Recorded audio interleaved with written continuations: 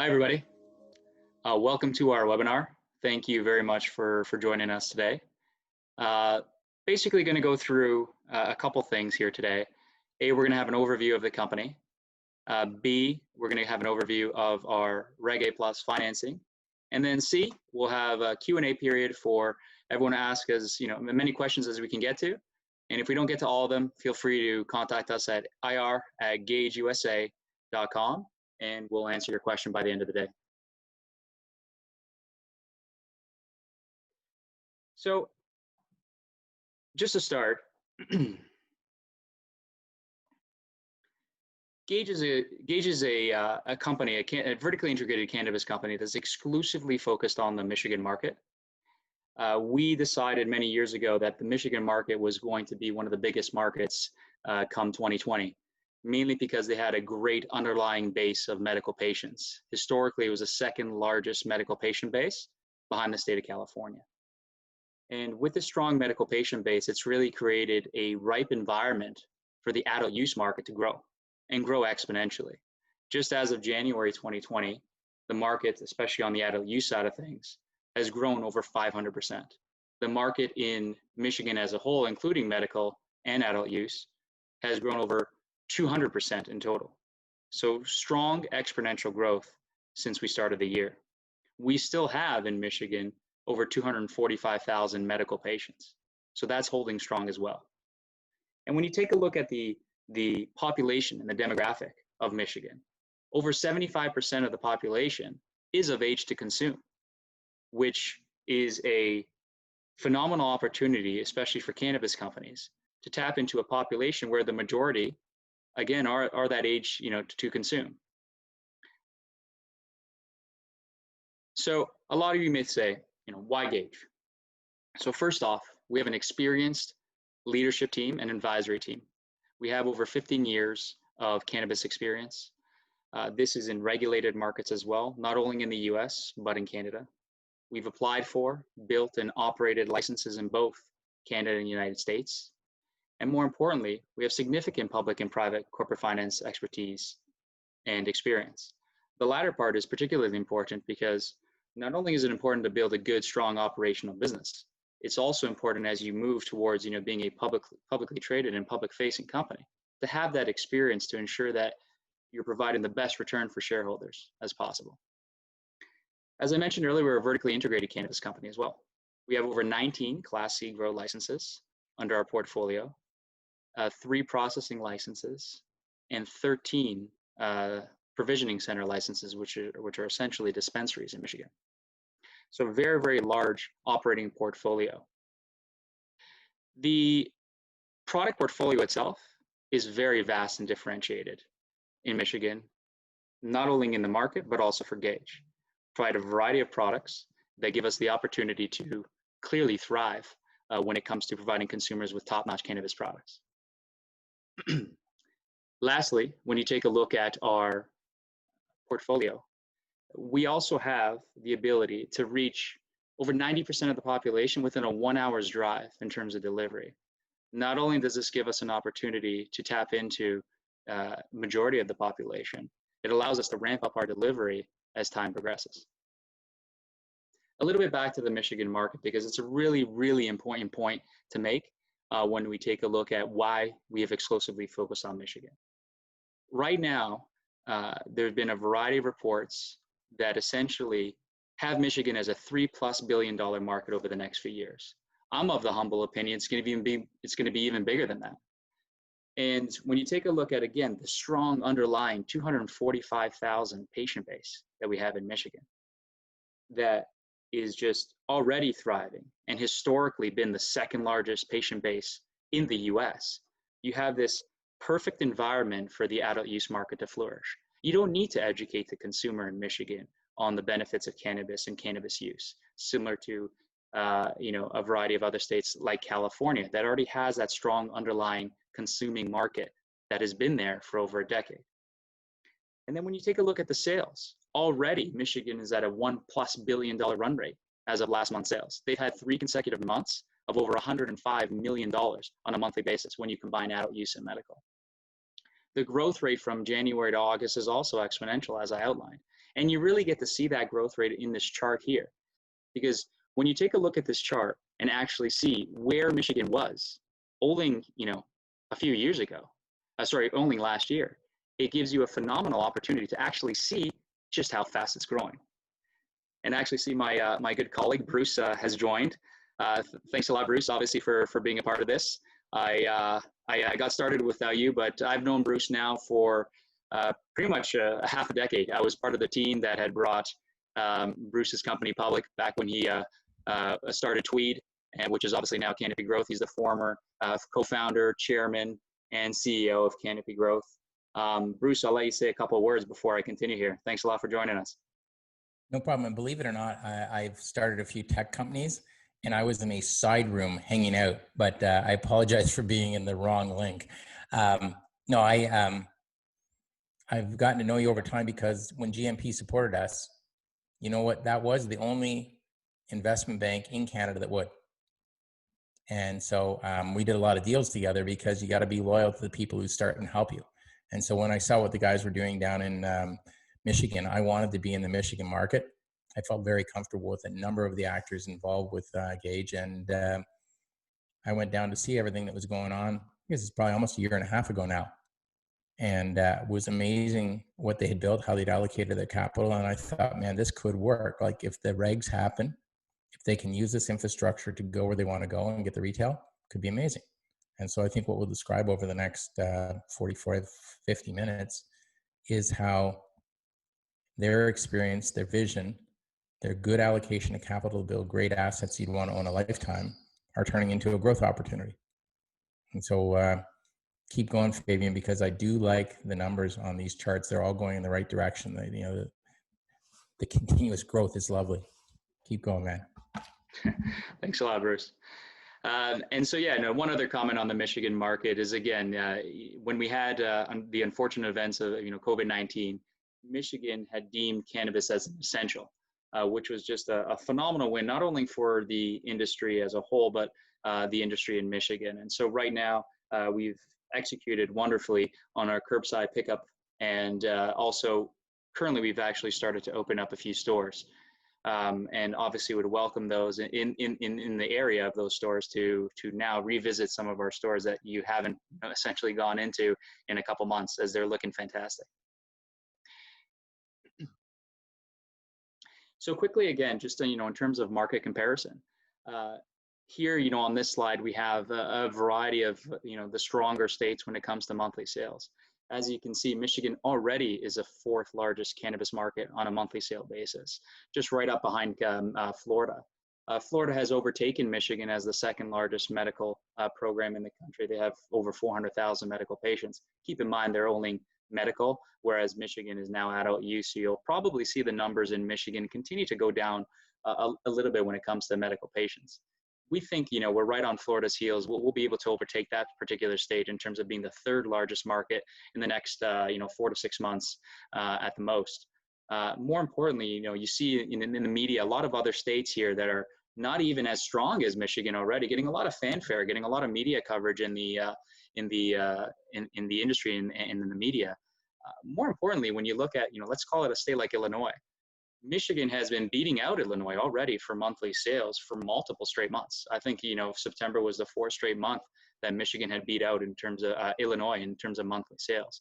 So really it puts that into perspective, all the positives that you hear from other states. I personally feel Michigan's not even getting enough fanfare just yet. We're starting to see the rhetoric increase on Michigan and how strong of a cannabis market it can be. And, Gage is going to be a strong proponent of that as well. And most definitely, as we continue to execute not only on our growth and see the actual state grow as well, we're going to start to compete, with the 1 or 2 spots as well over the next 2 to 3 years. So I'm very, very excited about where we're going to go. Quickly, a couple operating highlights on us. We've also grown exponentially with the market.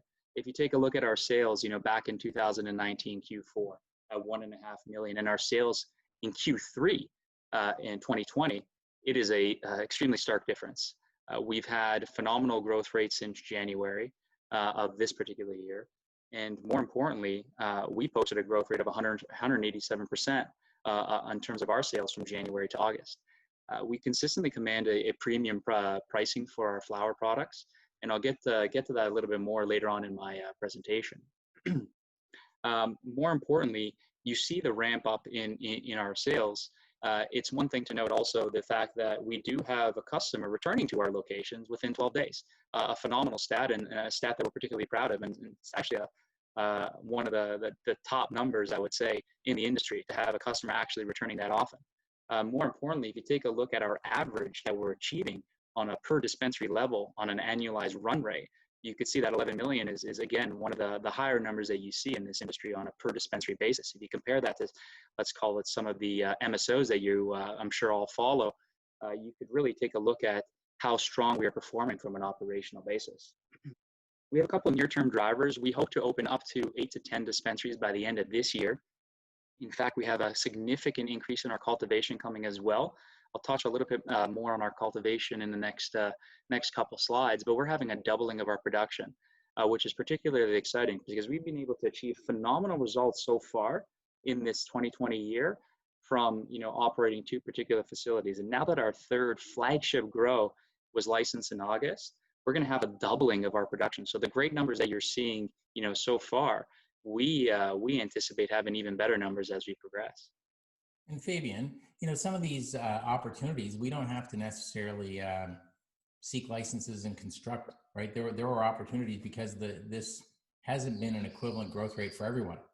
Exactly. No, it's a good point, Bruce. So for us, we raised a certain amount of money over the past 3+ years, and we put that capital to work in an appropriate way. If you take a look at how much has gone into our business, which is a little over 60 million, and you compare that to some of the other MSOs and cannabis companies that are publicly traded, there is a stark difference in what we've been able to do with the money that was given to us from shareholders and what they've been able to do. More importantly, you have a scenario where we've built a great base, similar to the state of Michigan having that great base of medical patients and now taking advantage of that increase in adult use customers. We've built that great base of assets. We have 3 cultivation assets already operational. We have a processing license already operational. We'll have a processing lab open and functional, hopefully by the end of Q1 2021. And more importantly, we think we'll have a doubling of our actual retail footprint from 5 operational dispensaries closer to actually getting to 10 by the end of this year, but possibility that will go into Q1 with, let's call it, a couple of administrative delays that we may encounter like anyone else. So you see that doubling, not only in production, you see that doubling in terms of retail footprint as well. And we think that's actually going to have a doubling in terms of top line for us. Last point I'd actually make, on the operating side of things, we've actually been only operating majority of our assets as medical only. We haven't even tapped into this flourishing and growing adult use market. We've waited for our cultivation to catch up with our third cultivation asset coming online in August to now really flourish and have the product available to really make a splash in the adult use market. So you'll have a couple of announcements coming from our team over the next couple of weeks as more and more of our assets actually turn from being medical only to also being now medical and adult use, which we're particularly excited about. I touched upon this quickly, so I won't spend too much time on this slide, but it just gives you an indication of what we've been able to do in such a short period of time. We've had an exponential growth as a company. We've worked extremely hard to ensure that capital was allocated appropriately and going to revenue generating assets. And so you look at our monthly revenue numbers up 187%. You look at our monthly capacity, starting off at only around 200 pounds, moving to over 1,000 pounds or up to approximately 1,000 pounds starting in August when we had the new cultivation facility. And we're going to be seeing that product on our shelves hopefully by sometime in December. So very short time period in terms of us actually seeing now a benefit from that third cultivation facility. You look at our average basket size. I'll talk about it a little bit more when I get to what makes us special on the retail side of things. But the average basket size that we have as a company, way above industry standards. You take a look at our average basket size in January, that was $130. I thought that was actually a phenomenal achievement at that point in time. Moving now, into August, where we had over 180 in terms of our average basket size, and we've actually been able to maintain that with consistency. I'd say our average basket size over the past 6-7 months has been, 170, 175 plus. And so it's something we're really, really proud about, and kind of shows you truly how strong our brand is in Michigan. I touched quickly upon our operating stores as well. We moved from one operating store back in January all the way up to 5 operating stores. So we're particularly excited about now doubling that as well, moving from 5 to 10, hopefully in the next 75 to 90 days. When you take a look at our brand portfolio, the brand portfolio is second to none in Michigan. In terms of product SKUs, similar to places like California, Michigan has really created a great licensing regime and market for cannabis consumption. You have the capability of consuming pretty much, every product in the book, which allows us to really cater to the consumer's needs. Michigan has a refined consumer base. They've been going to dispensaries for now over a decade, since the caregiver model was introduced in 2008. So they have that refined taste. You really need to come to Michigan and provide them with top-notch quality product. And where we focused on was building our brand from a flower standpoint. And we partnered with industry giants like Cookies on the flower side of things to ensure that we were bringing top-notch quality strains and products and brands to the Michigan market for us to truly differentiate ourselves from everybody else. We've also recently partnered with Slang Worldwide, another publicly traded company, and they have illustrious brands like Open Vape. And you'll start to see those products also come online as we progress through the 2021 year. So we're particularly excited about really covering every single angle, not only as a Gage brand, but also partnering with other illustrious brands in the space to bring some top-notch quality stuff to the market. Well, Fabian, I don't know, even the infrastructure so we can do our own processing, the expansion of that, I think is, you're doing each thing in step. We're getting the grow, we're getting the stores, we're having an increased footprint so we can process things more actively ourselves. All of this keeps cycling up. It's not that you're, I would say, overbuilding in one spot. I love how the stack continues to grow together. I don't know if you want to speak to that stack at all. Yeah, no, totally. And so what Bruce was referring to, initially, again, a very refined consumer market when it comes to flower and flower products in Michigan. We focused on that. So we built up our cultivation, started off with 2 smaller facilities, ensured we could get our brand to the market as quick as we could. And now that we have our 3rd flagship grow complete, we feel that we're in a great position to really have enough product and supply to really truly support our dispensary and retail expansion on an operational level. Bruce touched upon our processing. Now, we have an extreme focus on boosting our processing capabilities as well. We have 1 license at our Harrison Township location. We recently got that license. That license will actually be used as a nice, good, solid packaging hub for us. And then more importantly, we have our processing lab being built as we speak. That should hopefully be done by the end of Q1 2021. And that's in our third grow. It's attached to our 3rd grower within that complex. We partnered with a great group in terms of also equipment and precision extraction. They're based out of Troy, Michigan, coincidentally. Phenomenal group, and we're really excited about the products we'll be able to produce in the 2021 year. So a great progression in terms of just building our assets slowly, intelligently, and then more importantly, now trying to cater to really, really ramping up our own brand, internal brand, on a variety of product SKUs. And so you would like to see, I'm sure a lot of you would, probably ask, what makes us so special? Why do we have these big basket sizes? Why are you commanding such a premium for your flower product? And so for us, more importantly, we really, really cater to having top-notch quality flower. We exclusively grow indoor. None of the product that we put in a Gage bag or a Cookies bag or any other brand affiliate of ours is grown in any place besides being in indoor. And so for us, the fact that we hang dry, we cure, we hand trim all of our product, we really put that, strong care into each and every, gram of cannabis that comes out of our facility. Generally, when we have a product drop, we like to have product drops on weekends. Most of the time, I would say within 24 to 72 hours, that product is completely sold out. Again, indicating the quality of the product we're giving consumers, and more importantly, the product that we actually create and care for. In terms of, retail selling prices, we consistently sell our product that we produce ourselves for between $15 and $18 a gram. And these are some of the highest prices in the industry. And people are happy and welcoming to pay that amount, that premium amount, because they know they're actually getting that fantastic quality coming out of us and the brand. I touched a little bit upon our cultivation assets, so I'll give you a couple more details on those. From an operational standpoint, we have 3 cultivation assets. These are fully completed, these are fully licensed, and they are producing product. So this is not a scenario where, I say to someone, yes, we have 3 cultivation assets, but none of them are actually operational. We actually, if someone was to go to any of these facilities today, they would know that those are fully operational assets that are producing product. And so I touched upon our Monitor Township. So that was our 3rd flagship grow that recently got licensed back in August.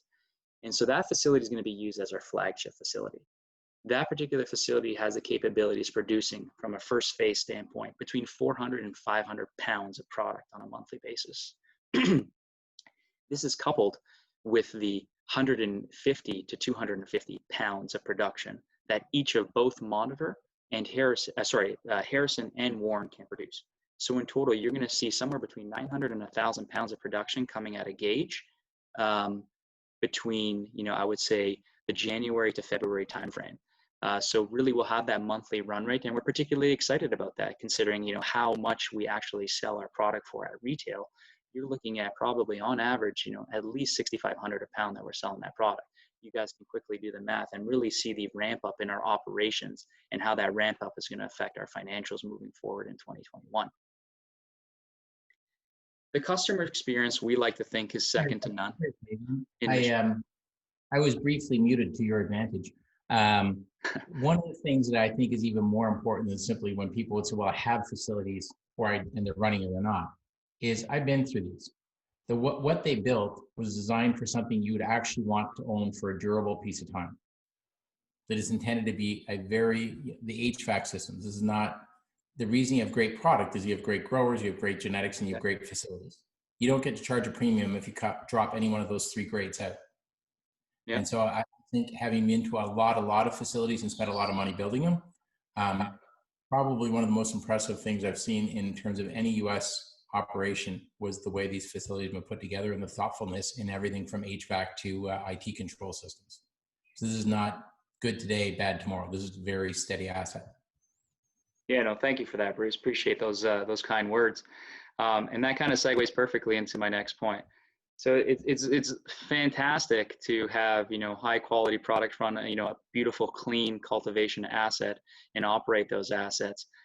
It's another thing to actually have, a great customer experience. It doesn't mean anything if we put our product into the wrong hands and it's sold in the wrong way. So we actually control that retail experience as well. We do very, very minimal wholesale. In fact, year to date, we had 30+ million in sales. I would say that, only 2 or 3% of that 30 million actually went to wholesale. With that being said, again, we generally sell out of everything we produce. And so there's no real reason for us to actually sell any of our product wholesale. And we sell all of our product through our own retail channels, where we get to control the narrative. We get to control how that product is being, sold to the consumer, so that they fully realize, the care that we put into that product. And so, by actually, running our own retail locations, it gives us the idea of ensuring that we carefully select these retail locations. We almost have it down to a science to ensure that we're also providing that great customer experience at retail, not only for, selling the products that we have and we produce, but also selling the products of our affiliate brands or other third-party brand partners that sell through our stores. And that's reflected again in our basket size. The Michigan average is about $85 per consumer. And if you take a look at, a state like California as an example, they're in the high 60s. So already Michigan is showing you, what it can do as a cannabis consumer. The basket sizes, I would say, are above the industry average in Michigan. But then when you take a look at our basket sizes, I touched upon it earlier, we have 185 for May, 180 for June, 180 July, 180 in August. So you're seeing that consistency on a multiple month basis. This is not a scenario where it's like, hey, we had a great May, and then all of a sudden my June numbers were, 90 and my July numbers were 95. It's not the case at all. We've shown consistency in our basket sizes. When people come to our locations, they spend, and they spend appropriately because they know they're getting high, good quality stuff from us. But even, on our weekly calls, we cover off super boring stuff like point of sale systems, inventory management, ERP systems. Part of the way you guys make a great point of sale experience is that you actually have command and control of what you have, where you have it, how you're managing that. The process of getting out of the store isn't some sloppy thing at the front. Where, when I talk of, Mike and Dave, who are invisible on this call, those conversations are the conversations that create, to me, a very durable, full experience. You can have the nicest, knowledgeable people in front, but if you got a terrible back office, it's over. I think you guys are doing a terrific job on making it smile in the front and use the brain in the back full blast. No, 100%. I mean, that's another important facet to us. We really put a lot of time and effort into inventory management, and again, ensuring that back office process is humming. Because if you have slip ups there, you know that the product offering can also potentially slip up when you don't really know, what you have available within your store to actually sell to the consumer. So it's a great point. Oh, your menu is just fictitious. You don't actually have these products. You have no clue. That's such an enjoyable experience for the consumer to drive to somewhere to find out that your menu is basically a once upon a time storyboard. You guys don't suffer from that. Yeah, no doubt. And so quickly, it's great for Bruce and I to talk about, how great our retail experience is, but it's another thing to actually see the fact that we've won multiple awards. And these are just a couple of the awards that we've won recently. We've won others and are particularly proud about this fact because, again, me telling you how great the brand is, and you as a consumer, if there are consumers, online now watching this webinar, coming into our store and actually experiencing it, and then for third parties to also be, rewarding us, for that phenomenal experience by giving us these awards, truly shows, what type of brand we are. And so back again, it's fantastic to have great quality product. It's fantastic to have a great retail experience, but can we make it accessible? And so I touched upon it earlier. We can reach 90% of the population within a 1 hour's drive. And that's a key point. And this is from all our planned locations. Right now we have 5 operational locations, and you see there listed the other locations that we'll have in the coming months.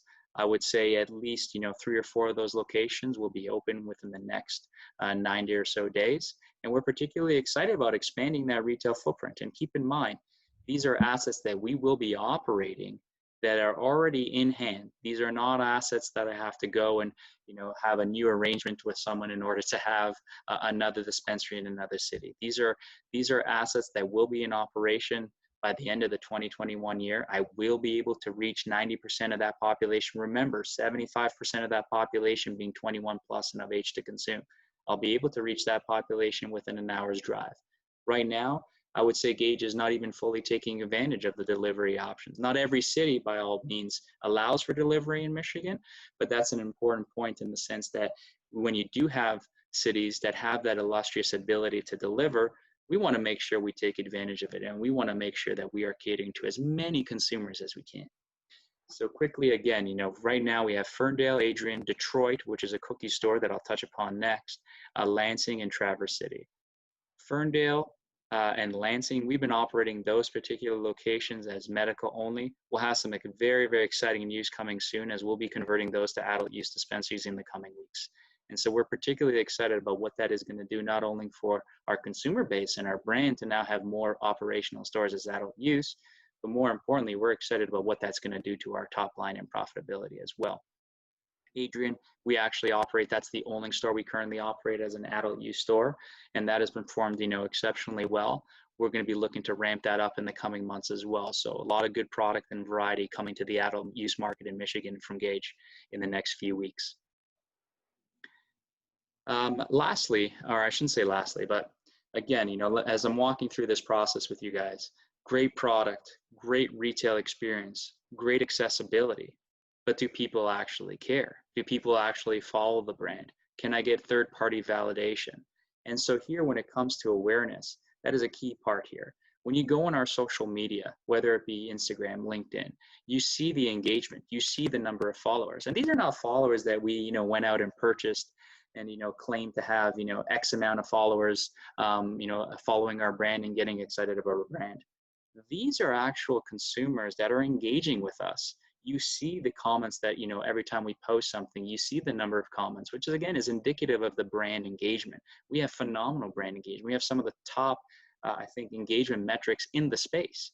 And when you take a look at the affiliate companies and brands that we've partnered ourselves with, whether it be Burner, Rick Ross through his Collins Avenue brand, Cookies, Lemonade, Grandiflora, these are all phenomenal brands that have such a strong outreach. We're constantly promoting them in Michigan within our own network, and they also are promoting us within their own networks. So it creates this amazing cycle of just a great, cannabis consumer following of not only ourselves, but also our affiliated brands. We have an exclusive partnership with the Cookies brand. Cookies is an illustrious lifestyle brand out of California. In my humble opinion, one of the top brands in the space right now, if not the top brand in the space.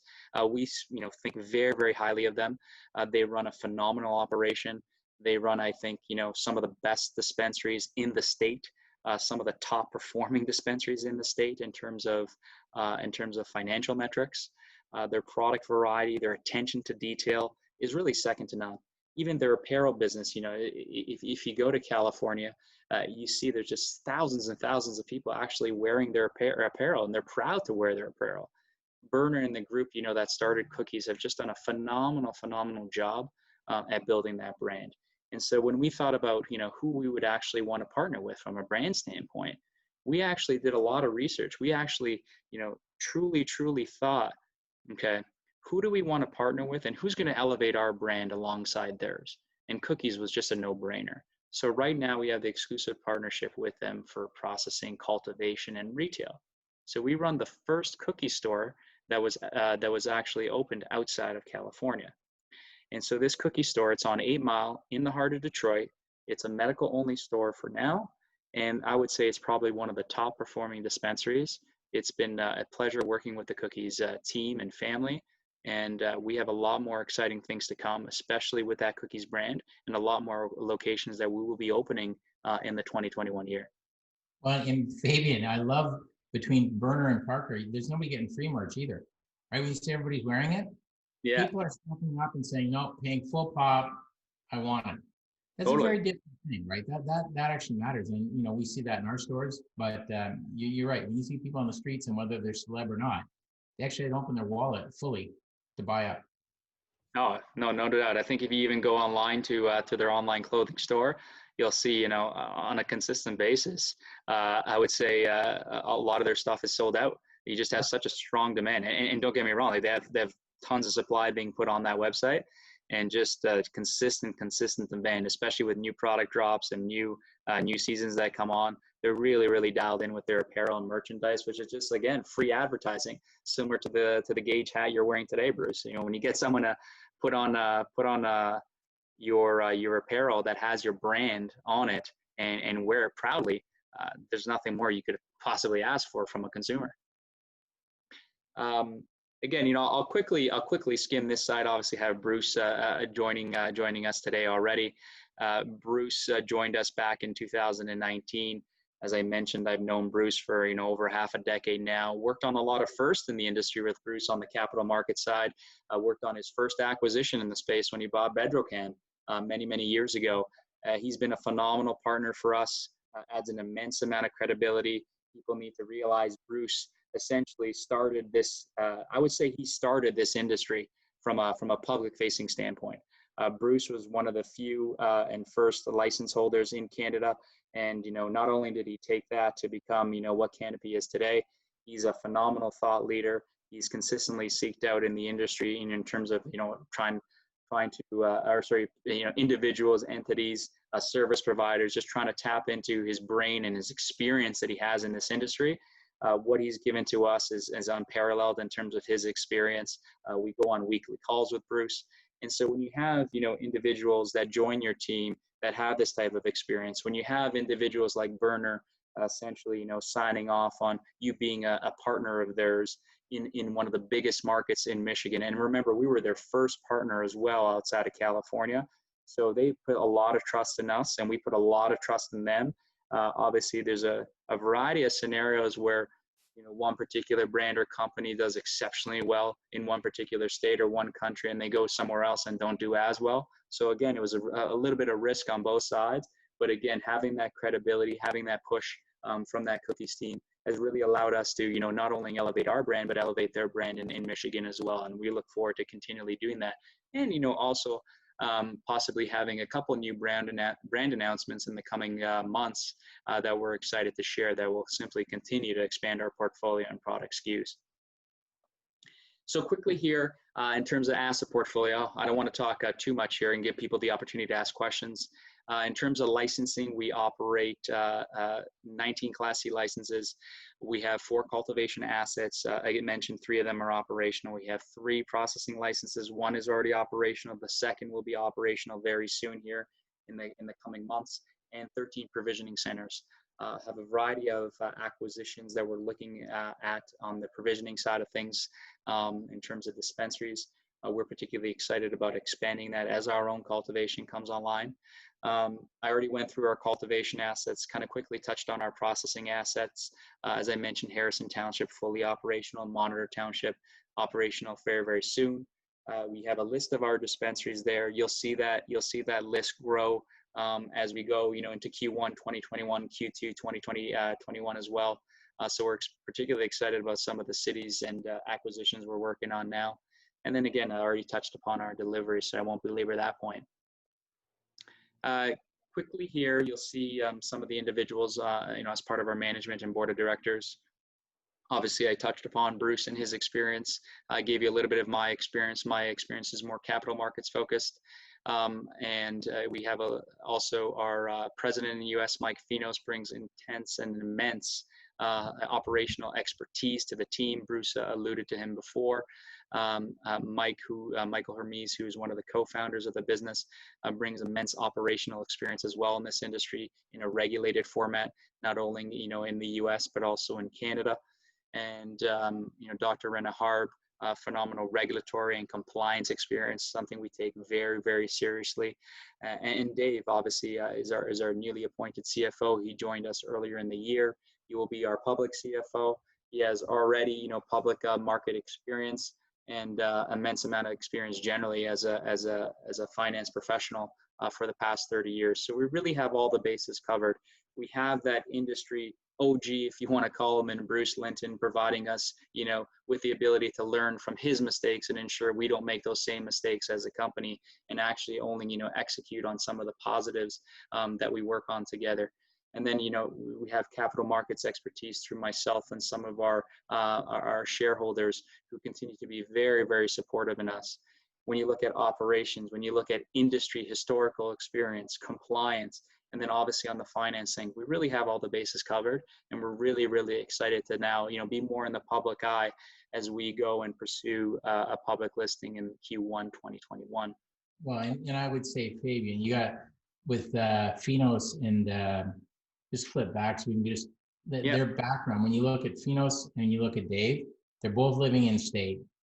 They have tons of structured company experience. So this is like this fantastic hybrid between operationally hydroponic background, whole medical regime, this migration meets, Michigan expertise, scale, structure, repeatability. So I think those have been just huge additions to actually having a company that plans to be successful over a very long period of time. Yeah, no, they being, as you mentioned, immense amount of historical experience in other industries where, even saving a penny was an important part of their day-to-day job. So we're particularly happy and excited to have guys like Mike Finos and Dave Watts on our team, and again, really excited to actually see and execute on our plans over the next little while, as they are the backbone of this company. So quickly, I want to touch upon our first off our Reg A Plus financing, and then also our Go Public initiative. So on the Reg A Plus financing side of things, this is an opportunity for pretty much any individual in the U.S. 18 plus to actually have the opportunity to invest in our company. You don't necessarily have many opportunities for investors to invest in cannabis companies before they actually pursue a Go Public event. In most circumstances, that's catered to accredited investors. and the broader population, our consumers, our customers, don't necessarily have that opportunity to become an owner of Gage, to actually become part of our family and be part of our growth. And so for us, we focused predominantly in going through that Regulation A plus Tier 2 process over the summertime. We got our offering circular qualified back in September. We have 2 years audited financial statements. We have 6 months audited reviewed financial statements, which can all be accessed when you go to the offering circular link, which we have on our website at www.gageinvestors.com. It's just there at the bottom right of the page. We encourage many of you that are listening today to go and check out the website. Kind of delineates a lot of the items that are related to our Reg A Plus offering. And then more importantly, we're one of the few companies to actually use this Reg A Plus offering to essentially use it as a springboard to become a publicly traded company in Canada. Unfortunately, right now, there's no opportunity for plant-touching cannabis companies to list in the US, but I'm really happy that we already have that kind of relationship with the regulatory bodies to ensure that should that opportunity arise, should we have some positive developments coming from the election for the cannabis industry, we get to quickly turn our offering circular that we had through this process into a disclosure document that will thereafter allow us to go public, to be publicly traded in the US. This is our goal of ours, and by all means, in the meantime, before and as we wait, like every other cannabis company, to tap into the largest cannabis market in the world, not only from a consumption standpoint, but also an investor standpoint in the US, we'll continue to focus on our Go Public initiatives in Canada. And so we'll be submitting a prospectus to the Ontario Securities Commission. It'll be a non-offering long-form prospectus. We'll do that process in the back of, or in parallel, I should say, with our Reg A Plus offering. And we do plan and want to focus on being a publicly traded company in Q1 2021.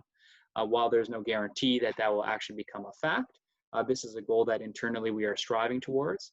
We will have the Reg A offering open for a little bit, and then thereafter get prepared and be publicly traded. As I mentioned, our goal is sometime in Q1 2021, and we're particularly excited about that as well. So I'll stop there. For those of you who... We have 4 questions in our chat. I think Okay. you've done a great job of answering the first one, which is regarding the status of the pipeline of the assets and when they come online. The next one is about cookies. The product is all produced in-state. There's no product that is permissible to cross state lines, so there's none of that. I'll leave you with the next 2. How would you characterize the positioning of competition in Michigan and now and longer term? And the second question is, what's the online delivery market in Michigan, and how's Gage positioned? Sure. So I'll touch on a couple of these. So to start, what is the status in the pipeline of assets? So right now, I would say our main focus over the past couple of months was to focus on our third cultivation asset in Monitor Township. Had a couple small little delays with that particular asset as COVID had ramped up in spring, summertime. But we're excited, obviously, to have that now fully licensed, operational, and producing product. And so for us, we had anticipated having a couple of extra stores open by the end of the year, and those stores are fully completed. So the stores I outlined earlier, some of these stores include Grand Rapids, Battle Creek, Kalamazoo, which is one of 2 locations, in Bay City. We hope to quickly have those assets turned on in a 60 to 90 day time frame, some hopefully earlier than that. The more important key point is, a lot of people focus, or companies focus on retail expansion. How many dispensaries you have open? I get a lot in terms of questions. Why don't you have any more? So for us, we like to focus on the actual operational efficiency and effectiveness of an actual dispensary. I don't really care to open up 50 dispensaries across the state of Michigan and have each and every one of those dispensaries do only $3 million. I'd rather have, let's call it 20 dispensaries open, and have each and every one of those 20 dispensaries averaging $1 million top line on a monthly basis. And so for us, more importantly, it's not only about speed in terms of getting assets online, it's about maintenance of the brand. We have a long game here in the cannabis industry. What we see today, or who the leaders are today, may not be those same leaders in 5 years from now. There may be a leader in this space that we actually don't even know about right now that comes to fruition over the years. So for us, We have a keen focus on ensuring that, yes, we love when new assets come online, but we're going to be intelligent. We're going to be smart in how we bring those assets online. There's no point in me opening up a dispensary if my cultivation footprint hasn't caught up. And so now that we have our third cultivation asset license, now that we're going to start to see product come near the end of the year from that facility, now we'll begin, opening up those retail locations that we have now fully completed. In some of those, we already have our certificate of occupancy. So it's not a matter of, do we need to spend more money to finish those, or why haven't we opened them? It's been a choice of ours to keep those, closed until our cultivation catches up, and until we can provide top-notch quality offering that people have become accustomed to. How long are we going to have the Reg A open? Do we have a absolute final date, or how are we? That's one of the fifth questions. Yeah, so that's, I'll touch upon that quickly, and then I'll get to some of the others. I can see them here, Bruce, now. So I'll get to all the ones earlier as well, but I'll touch on that one. So the Reg A offering, I would say generally will be open for about 3 to 4 months. From a public standpoint, the Reg A will probably only be open for another 2 to 3 weeks. We will be partnering with a retail network in the near term. That retail network will have an exclusive on the financing for a while. So with that being said, there's really only a couple more weeks for the public to actually get involved, complete the process, and get their funding in. From our standpoint, we have a commitment from our retail partner, and more importantly, we've committed to that retail partner to have it on an exclusive basis. So I would encourage everyone to, go to our website, have a look at, the materials, and reach out to us if you have any questions, because from a public standpoint, it won't necessarily be open for that long. From a company standpoint, we'll probably have it open for 3 to 4 months. And so we'll probably have it closed up sometime in Q1. And then, a couple weeks after that will be essentially our goal is to be publicly listed. I would encourage people, don't leave it to the last day, because it took me 2 days to finish the process, right? Just, make sure people, this is a go in, there are several answers for which forms are required that need information, which I don't always keep track of. And then there's the process of actually transferring the funds.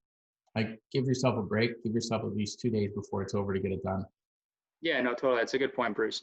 Obviously, we tried to make it as simple and easy of a process for everyone that wants to get involved and become a shareholder. But with that being said, obviously, there's some administrative delays that could occur. More importantly, in terms of getting your subscription completed. Right now, we have over 1,000 people in our funnel right now in our system that are interested, that have either participated already or are interested in participating. And so with that being said, it takes time to actually go through these processes, and then more importantly, there could be a couple of days delay in terms of funding and when it's received and how that's processed. Not to belabor any administrative issues that we have to deal with in the background, but like Bruce said, we encourage everyone to try to get into the funnel and complete the process as quick as we can, so that we can review it as a company and ensure that we go through that process in the most efficient and effective way as we can. I see another couple questions here. I'm not sure how much time we have. We have still 10 more minutes, so I'll try to answer as many questions as I can before we jump off. And if I don't answer your question, by all means, please feel free to, again, email us at ir@gageusa.com.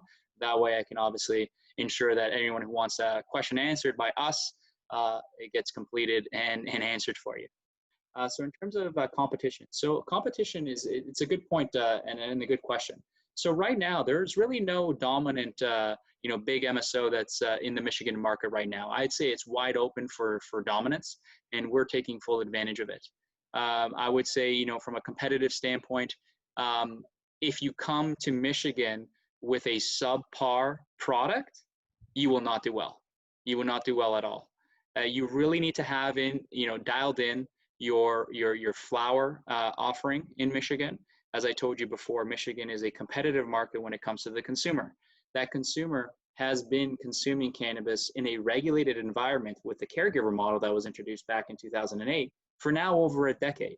So in some of the other states, I think some of the operators can get by and have the advantage of charging a really high price for a mediocre product. But when it comes to Michigan, that just doesn't fly.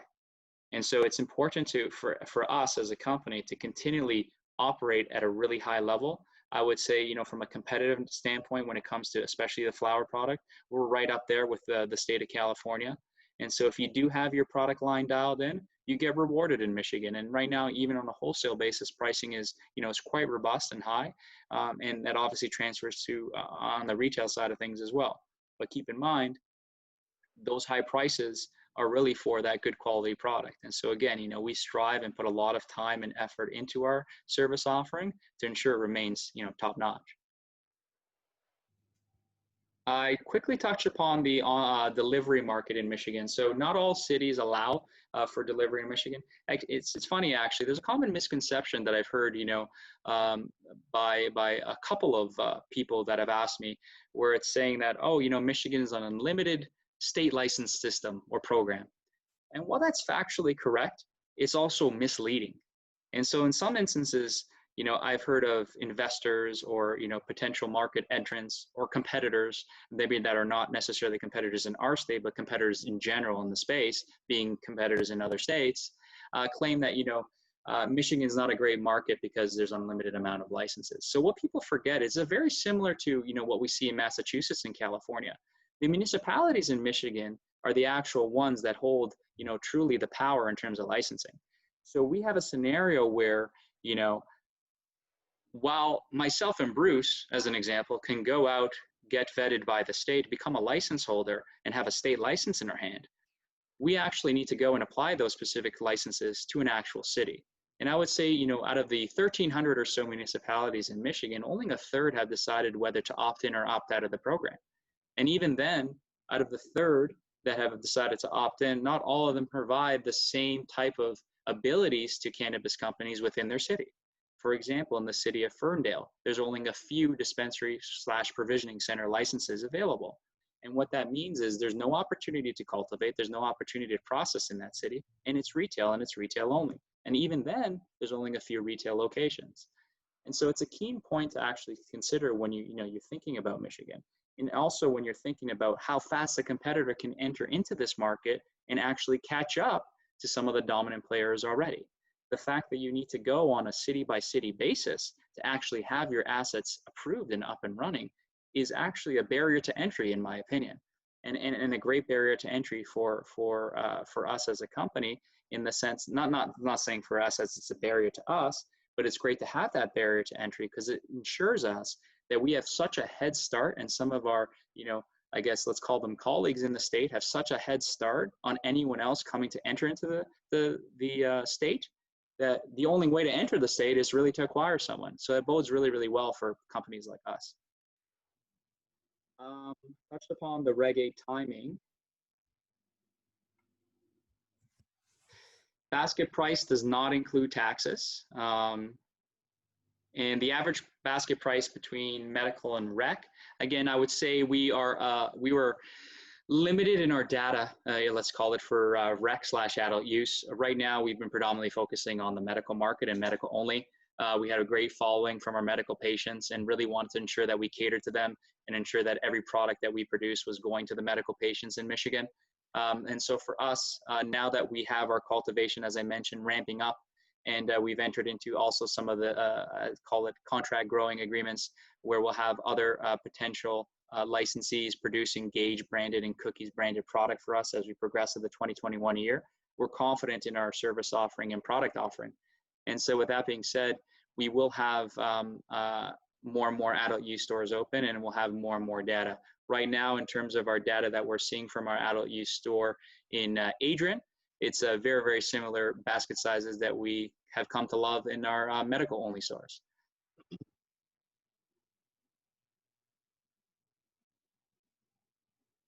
I think that's it. I think there's a couple in the Q&A section. You got them. Yeah, did I get them all? I'll give you a high mark. Yeah, no, we got a couple here. Actually, where do we acquire Gage hats? Those for that, feel free to reach out to me at IR@Gage USA. I actually monitor that email as well. So when you are emailing that email, you're actually sending an email to me inherently. So I'm more than happy to obviously provide anyone that's looking for a Gage hat. But more importantly, we have a variety of Gage hats at each and every one of our locations, and happy for you guys to all attend one of those locations and pick up a Gage hat. we'd love for everyone to do that. One of the questions here too. I thought the rule is like, I thought if you got more than $1 million involved across a couple instruments in the company, you got a free one. Yeah, no doubt. I mean, for people like you, Bruce, who's obviously participated. Yeah, no, Bruce has participated in a material way from a financial standpoint, investment standpoint for us. So hence why he's wearing one of those hats. But no, by all means, we have a variety of product and apparel at our locations. We actually had a new product drop in terms of apparel at our location. So I encourage everyone to visit the open locations, which are in Ferndale and Adrian right now. We hopefully will look to open, further locations to the public as we progress. But right now we're focusing more on curbside delivery and focusing on the safety and health of our not only our own employees but also our consumers. Last question before we go: at what point do you look outside of Michigan? Okay, so we anticipate, I think I mentioned earlier, we anticipate having 20 plus stores open by the end of 2021. I think when you take a look at Michigan from a return, or even just the industry from a return on invested capital, I think Michigan gives you the best bang for your buck right now in terms of investing in that particular market, in terms of the growth that you'll see in that particular market. We have no desire to go and branch out and distract the team and distract the company in other states where I won't get that same return on my dollar. So right now we're going to look to dominate Michigan. When we are satisfied and where we are as a company, where our market share is, then thereafter we'll look to go and branch out to other potential states as well. So I think overall it's key to ensure that we follow a similar route to some of, I guess let's call them a competitor, where they focused on one particular state. And because they focused on one particular state, they were allowed to truly execute and dominate that particular state.